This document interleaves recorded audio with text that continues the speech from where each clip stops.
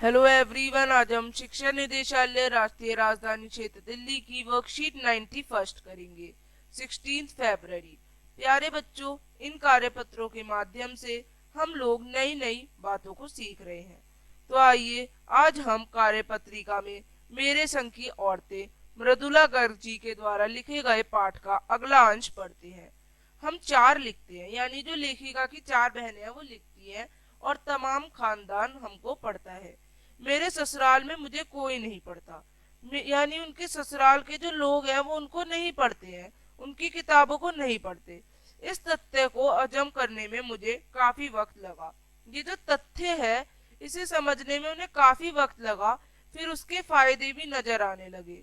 क्या फायदे नजर आए? कम से कम घर के भीतर तो मुझे हिंदी आलोचना बुद्धि से दो चार नहीं होना पड़ता, यानी दो चार बातें नहीं सुननी पड़ती उन्हें हिंदी आलोचना की वजह से।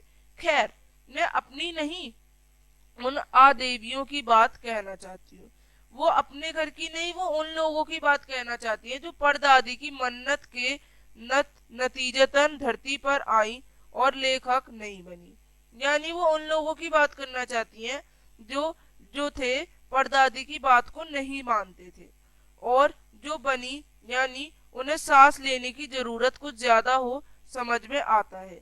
जैसे मेरे पिताजी ने एक बार मंजुल से कहा था कि कोई दम नहीं घुटाता, सांस लेने की जरूरत ही ज्यादा है। यानी कोई दम बम नहीं घुटता, बस सांस ज्यादा लेना होता है, वो ही दम घुटने को कहते हैं। इस तरह से एक बार उनके पिताजी ने कह दिया था।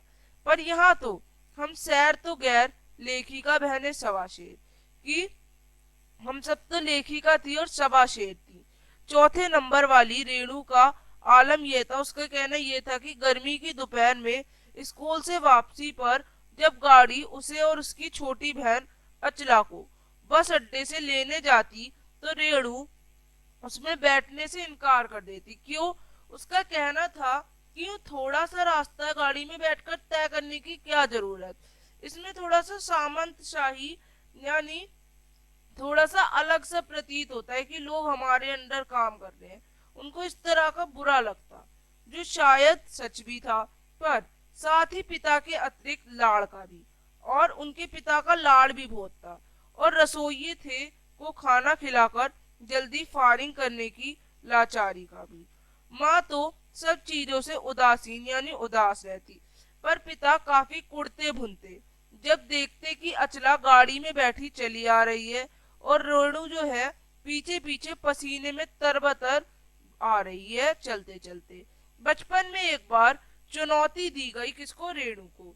तो उसने क्या किया, उसने जनरल थिमैया, जो कि उस समय के एक जनरल थे जो कि बहुत ही फेमस थे, उनको एक पत्र लिख दिया और उनसे कहा कि आप अपनी फोटो दे दिए। तो तब क्या होता है, तब मोटरसाइकिल पर सवार एक जवान आता है और उनकी चिट्ठी देकर जाता है जिसमें उनकी फोटो होती है। पड़ोस में उसका रतबा काफी बढ़ गया था। गाड़ी में बैठने के साथ उसे इम्तिहान देने में भी परहेज करने लगे थे लोग। स्कूल तो जैसे तैसे पास कर लिया, जब बीए का इत्मीनान देने की बारी आ गई तो वह अड़ गई। पहले बताओ कि ये एग्जाम दे क्यों? तो ये इस तरह से पूछा गया। अब क्वेश्चन, ससुराल में लेखिका को ना पढ़ाए जाने का क्या फायदा मिला? उसका उन्हें यह फायदा मिला कि उन्हें हिंदी आलोचना बुद्धि से दो चार नहीं होना पड़ता। अब रेणु बस अड्डे से वापस आते समय गाड़ी में बैठने से क्यों मना करती थी? वह बस अड्डे से वापस आते समय गाड़ी में बैठने से इसलिए इनकार करती क्योंकि उनकी बहन जो थी वो चामंत शाही का प्रतीक उनको लगता था गाड़ी में बैठना। बचपन में रेणु ने चुनौती स्वरूप किसका चित्र मंगाया?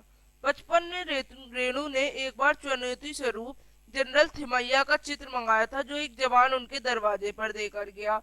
फोर्थ क्वेश्चन, रेणु ने बीए की परीक्षा देने से मना क्यों कर दिया?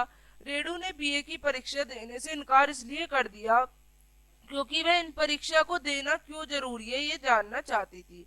Fifth and last question, Renu ने बीए की परीक्षा नहीं देने का कारण क्या कहा? वह बहुत ही जिद्दी थी, आपको बताना आप क्यों सहमत है इस पर उसकी यह बात भी सही थी कि आखिर ये परीक्षा दे क्यों। तो इस तरह से आप लोग लिख सकते हैं। यहाँ पे आप लोगों की वर्कशीट खत्म होती है। अब हम मिलेंगे आगे की वर्कशीट्स के संग, तब तक के लिए बाय एवरीवन। चैनल को लाइक, सब्सक्राइब एंड शेयर करें।